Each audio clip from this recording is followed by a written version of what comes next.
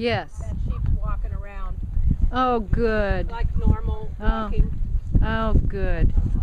I hope it's okay. Yeah, she's okay. She's sore. Well, That's all. so might have just gotten twisted in there. Or, Yep. So pulled soft tissue kind of thing, maybe. oh, okay. You know, if she keeps looking like that, we can put her back in the flock. Okay.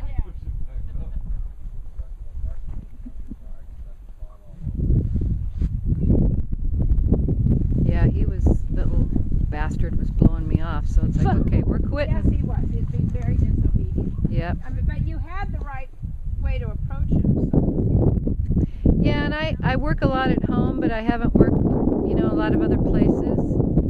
So. You know, and normally here, these arenas would be set with a little less small little sheep. Mm-hmm. That you gives you a chance to settle in. Yeah.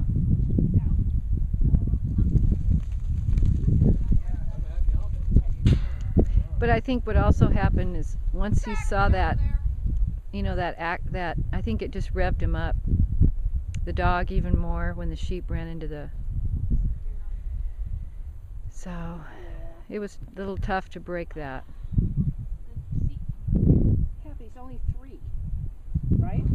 Trey? Yeah. Trey will be 4 in January, but So he's a baby. he is slow to mature. He's very, it's going to be a while before that dog settles down, I think. Get out of there, Zack. Oops.